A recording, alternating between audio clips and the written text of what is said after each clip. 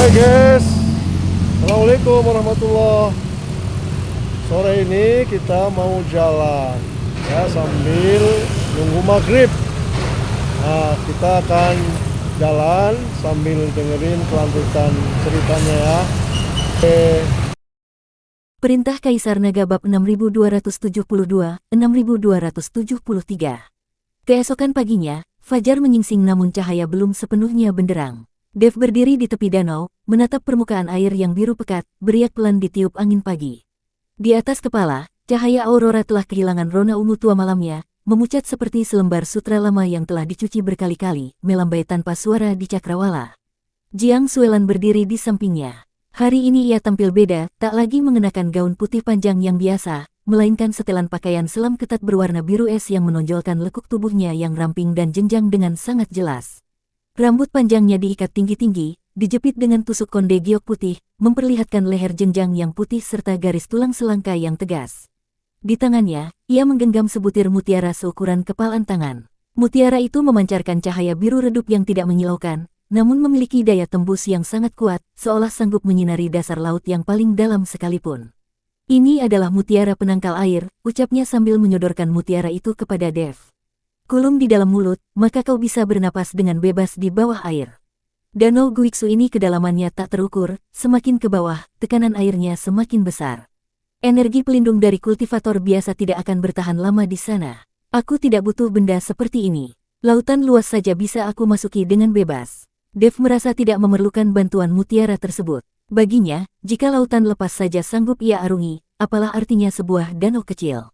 Lautan yang kau masuki itu hanyalah samudera biasa, sedangkan ini adalah Danau Guiksu, tempat yang tak bisa dibandingkan dengan laut manapun.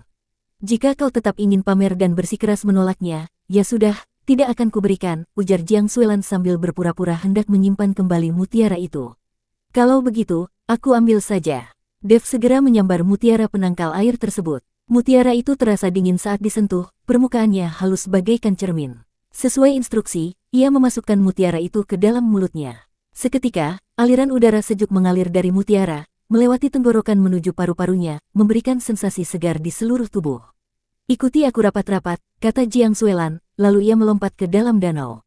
Gerakannya saat menyentuh air begitu indah, bak seekor burung air yang kembali ke sarang tanpa menimbulkan percikan sedikit pun. Sosoknya menghilang tanpa suara ke dalam air biru pekat tersebut. Dev menarik napas dalam-dalam, lalu menyusul melompat ke belakangnya. Begitu masuk ke air, kekuatan mutiara penangkal air langsung bekerja. Lapisan tipis cahaya biru menyelimuti permukaan tubuhnya, memisahkan dirinya dari air danau. Lapisan cahaya itu bagaikan zirah tak kasat mata yang meredam semua tekanan air hingga sirna sama sekali. Suhu air ternyata jauh lebih rendah dari yang ia bayangkan. Meski terlindungi oleh mutiara, ia masih bisa merasakan hawa dingin yang menusuk tulang. Hawa dingin itu bukanlah suhu air biasa, melainkan dingin kuno yang telah mengendap selama ribuan tahun, seolah air danau ini tidak pernah merasakan kehangatan sejak dunia pertama kali tercipta. Merasakan dingin yang menggigit itu, Dev merasa beruntung karena akhirnya memutuskan untuk menggunakan mutiara tersebut. Jiang Suelan berada tak jauh di depannya. Pakaian selam biru es miliknya hampir menyatu dengan warna air, hanya tusuk konde giok putihnya yang memancarkan cahaya redup di tengah kegelapan, berfungsi layaknya lentera penunjuk jalan. Keduanya menyelam semakin dalam menuju dasar danau. Awalnya cahaya masih terlihat, aurora di atas langit dan pancaran emas dari pohon kehidupan menembus permukaan air, membentuk pilar-pilar cahaya yang bergoyang, menyerupai cahaya suci yang jatuh dari kubah gereja. Namun seiring bertambahnya kedalaman, cahaya semakin meredup dan melemah. Hingga akhirnya, yang tersisa hanyalah kegelapan murni. Bahkan telapak tangan sendiri pun tak terlihat di depan mata. Dev kini hanya bisa bergantung pada kerlip cahaya dari tusuk konde Jiang Suelan untuk menentukan arah. Kondisi air di sekitar mereka mulai berubah. Air itu tidak lagi terasa seperti air biasa, melainkan cairan yang lebih kental dan berat, seolah-olah mereka sedang berenang di dalam tinta. Lapisan pelindung dari mutiara penangkal air mulai mengeluarkan suara mendesis pelan saat bergesekan dengan cairan kental tersebut, tampak sedang menahan tekanan yang luar biasa besar. Kita sudah hampir sampai di wilayah kekuasaan Guiksu. Suara Jiang Suelan tiba-tiba terdengar di telinga Dev, begitu jernih seakan mereka sedang berbicara tatap muka. Ia berkomunikasi menggunakan transmisi batin. Tepat setelah kata-kata itu terucap, Dev merasakan sesuatu bergerak di depan sana. Itu adalah getaran yang sangat halus yang merambat dari kedalaman danau, menembus air yang kental, dan menjalar ke tubuhnya. Getaran itu sangat ringan hingga hampir tak terasa, namun kekuatan yang terkandung di dalamnya membuat jantung Dev berdegup kencang. Itu adalah detak jantung. Sebuah jantung yang besarnya tak terbayangkan, berdetak lambat namun bertenaga di dasar danau yang dalam. Dek, setiap detakan membuat air danau bergetar hebat, dan setiap detakan itu pula membuat aliran darah Dev beresonansi mengikuti iramanya. Dia sudah bangun, suara Jiang Suelan kini terdengar sedikit tegang. Di tengah kegelapan di depan mereka, dua gumpalan cahaya emas menyala. Awalnya kecil, bagaikan dua bintang yang sangat jauh. Namun cahaya itu tumbuh semakin besar dan terang, bak dua matahari yang tengah terbit. Ketika kedua cahaya itu sudah cukup besar untuk menyinari area seluas ratusan meter di sekitarnya, Dev akhirnya bisa melihat dengan jelas benda apakah itu. Mata. Itulah sepasang mata milik Sang Guiksu. Sepasang mata emas itu melayang di dalam kegelapan, masing-masing selebar puluhan meter, jauh lebih besar dari bangunan manapun yang pernah dilihat Dev. Pupil emasnya tidak memancarkan emosi apapun, hanya ada ketidakpedulian yang melampaui waktu, seolah-olah sedang menatap dua ekor semut yang tersesat ke dalam sarang raksasa. Di balik sepasang mata itu, barulah terlihat siluet tubuh Guiksu. Sosoknya begitu kolosal hingga jangkauan pandangan Dev tak sanggup menangkap seluruh bentuknya. Ia hanya bisa melihat kepingan-kepingan sisik biru pekat yang masing-masing seukuran rumah, memantulkan kilau dingin di bawah cahaya emas. Di sela-sela sisik tersebut, terdapat cahaya merah tua yang mengalir, mirip dengan lelehan lava yang bergerak di celah-celah bebatuan. Tubuh Guiksu berkelok-kelok, menjulur hingga ke kegelapan yang lebih dalam di dasar danau tanpa ujung.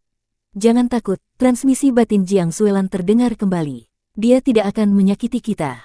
Tapi dia akan menguji kita. Akan menguji. Belum sempat Dev mencerna maksudnya, salah satu mata Guiksu bergeser sedikit, dan tatapan emasnya jatuh tepat ke arahnya. Tatapan itu terasa seperti sebuah gunung besar yang menindih tubuhnya, membuat Dev merasa jiwanya gemetar hebat. Itu bukan sekadar intimidasi kekuatan, melainkan sesuatu yang jauh lebih mendalam. Di bawah tatapan itu, ia merasa seluruh rahasianya terbongkar, seolah-olah ia telah diperiksa hingga ke bagian terdalam dirinya.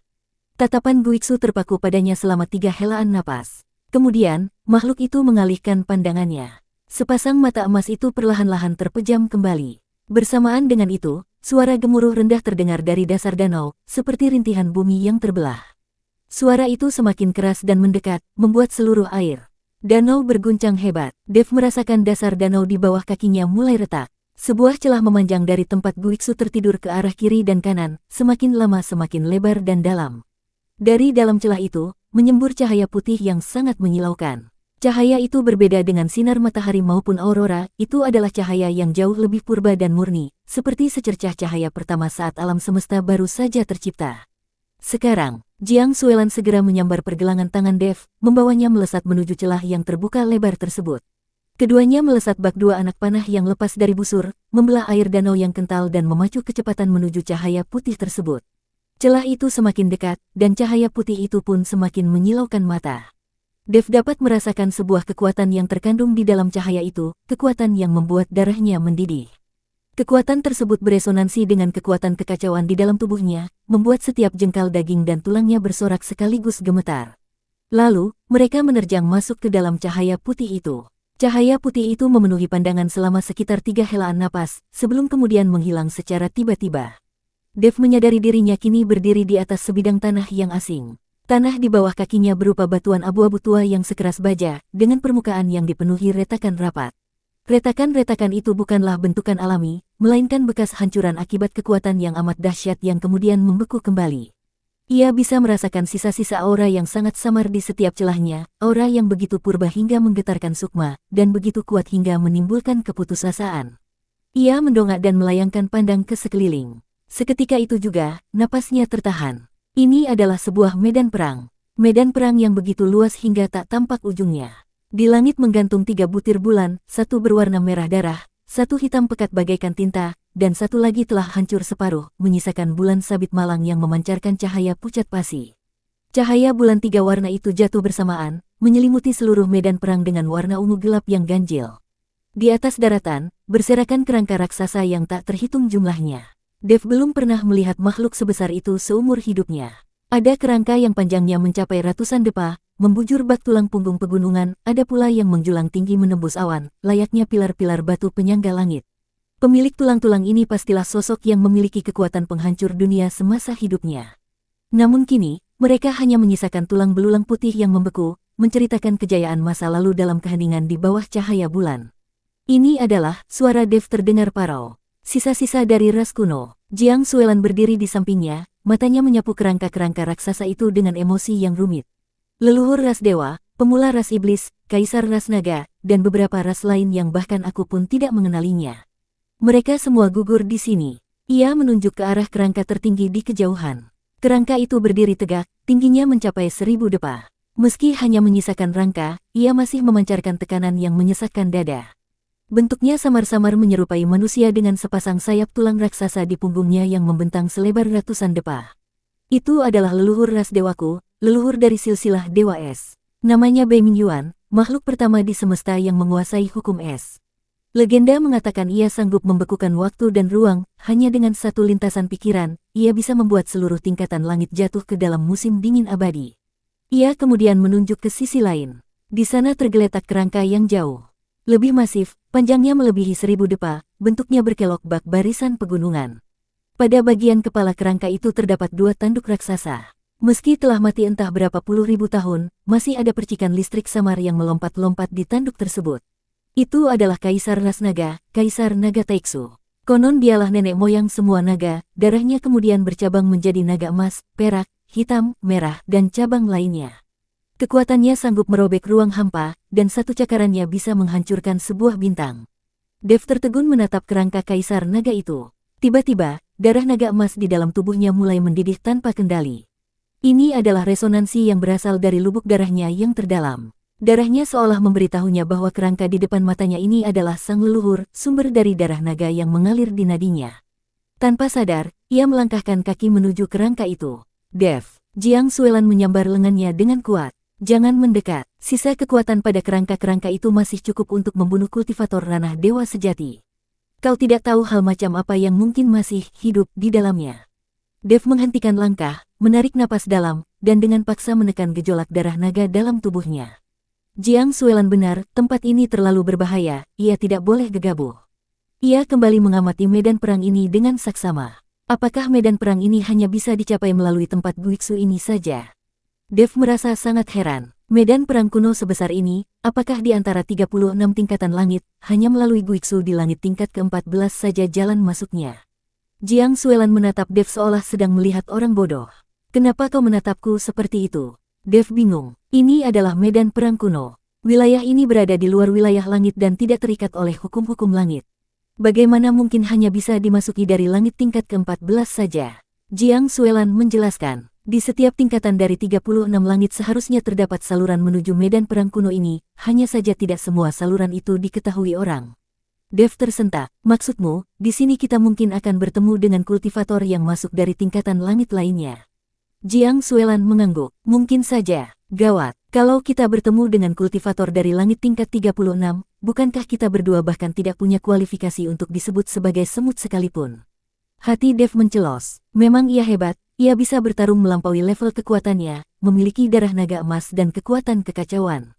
Namun jika benar-benar bertemu dengan kultivator dari langit tingkat 36, dengan kekuatannya sekarang, mungkin hanya dengan satu tiupan napas saja ia sudah akan hancur lebur. Karena itu kita harus segera menyelidikinya, lalu kembali. Setelah berkata demikian, Jiang Suelan mulai mengamati medan perang tersebut. Dev pun ikut melihat-lihat ke segala arah. Selain kerangka raksasa, di permukaan tanah juga berserakan senjata-senjata rusak yang tak terhitung jumlahnya. Ada pedang panjang yang patah, kapak perang yang hancur, perisai yang penyok, hingga benda-benda yang fungsinya sama sekali tidak ia kenali. Bahan pembuat senjata-senjata ini belum pernah ia lihat sebelumnya. Ada yang memancarkan cahaya biru redup, ada yang permukaannya berkilau seperti logam cair, dan ada pula yang meski sudah hancur, tetap bergetar pelan seolah masih haus akan pertempuran. Senjata-senjata ini, Dev berjongkok, hendak memungut patahan bilah pedang. Jangan sentuh. Jiang Suelan kembali mencegahnya. Senjata-senjata itu ditempeli oleh kebencian para pejuang yang gugur di zaman kuno. Jika kau menyentuhnya, kebencian itu akan segera mengikis jiwa sucimu dan menyeretmu ke dalam mimpi buruk tanpa akhir. Tangan Dev tertahan di udara, lalu perlahan menariknya kembali. Ia berdiri dan menatap Jiang Suelan.